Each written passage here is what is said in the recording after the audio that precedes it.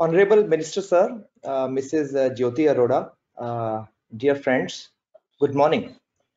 So today, India stands on the cusp of a major digital transformation, a transformation that was already in the making at a furious pace for last couple of years, but fast-tracked further by the currently prevailing COVID-19 crisis. But even at this time, when we are all stuck at our homes, consumers like you and me are getting entertained with high definition videos via OTT platforms on our smart TVs and smart mobiles. E-commerce has become the norm to get things delivered at our homes. Online payment channels are booming. Direct benefit transfers are being initiated by governments to help the needy. Our children's education has practically shifted almost entirely to remote and online education. Thanks to Prime Minister's vision for Digital India, we have made tremendous progress in getting a billion Indians online. India is digitizing at a faster pace than many mature and emerging economies.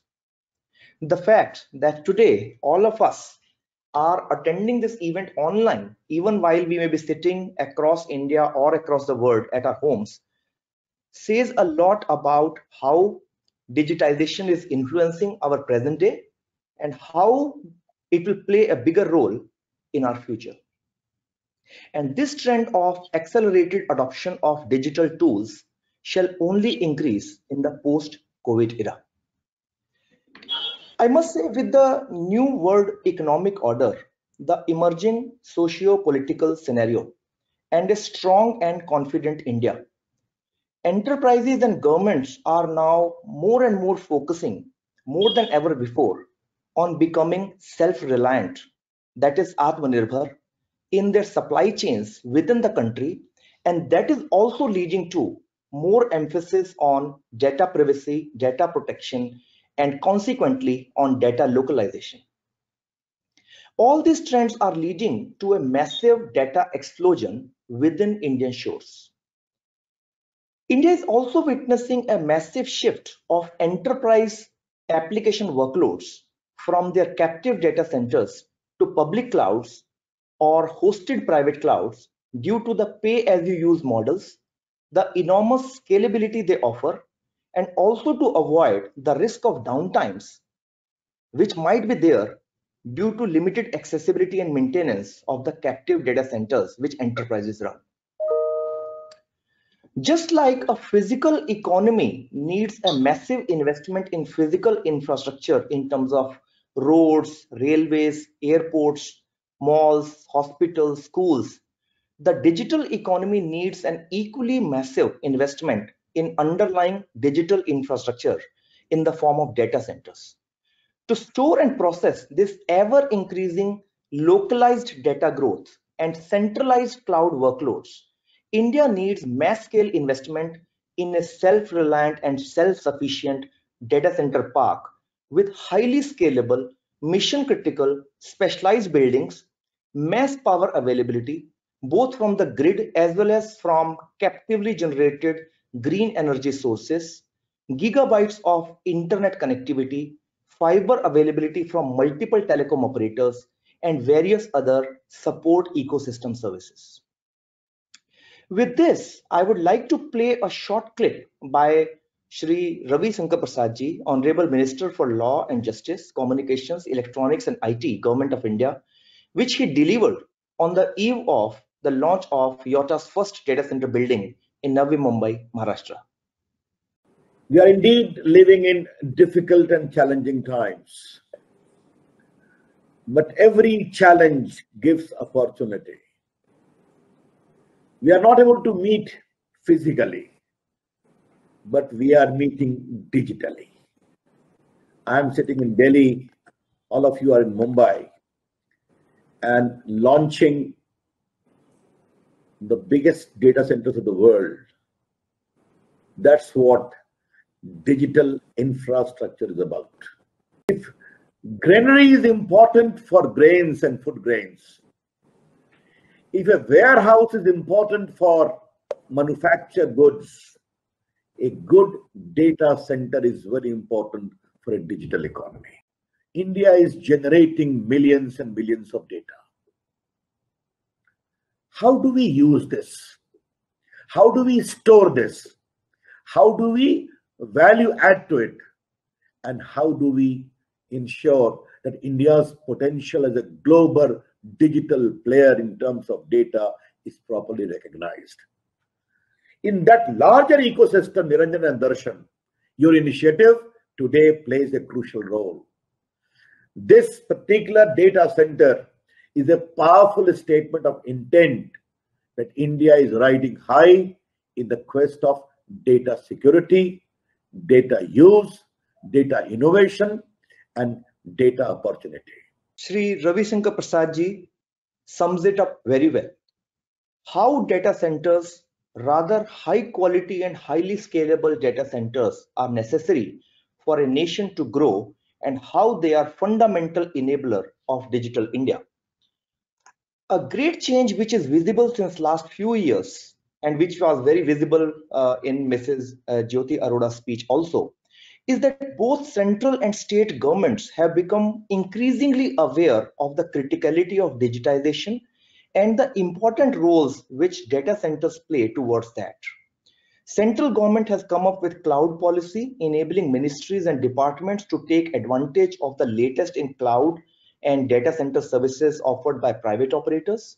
States are increasingly competing with each other to announce data center specific policy initiatives independent of their ITES policies, including things like stamp duty waivers, GST credits, electricity duty waivers, cheaper land, ready availability of HT power connections, etc.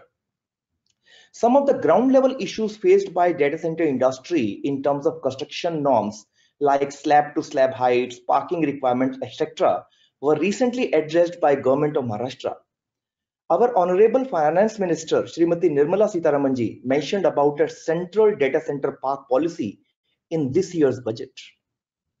However, considering the enormously critical role played by data centers in the country's journey towards data sovereignty, digitization, and a $5 trillion economy, this is a perfect time for every one of us to come together and address the challenges faced by this sector. First, it is time that we move towards providing data centers with a separate infrastructure status. Building a data center is a capital intensive task. It requires real estate, power, network, and all of this in abundance. A separate infrastructure status, if provided to the data centers, will ensure better access to capital borrowings at a reduced rate, since banks will have relaxation in maintenance of capital adequacy for infrastructure lending. A similar status is provided to logistics sector and affordable housing, which has given impetus to investments in those sectors.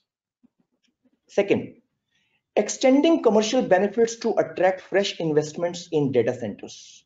Just like the government is attracting manufacturing in India via Make in India program, state and central governments should also roll out special incentives, including cheaper land, waiver of stamp duties, cheaper power, waiver of electrical duties, reducing VAT and excise on diesel or bringing the same under GST umbrella, zero or lesser import duties on components, and long-term income tax rebates for data center propcos, data center opcos, and data center investors. Since some of the benefits asked by the industry are already available in SEZs, the government can possibly extend the additional sector-specific benefits requested by the industry under the existing SEZ Act or rules itself and promote data centers in SEZs.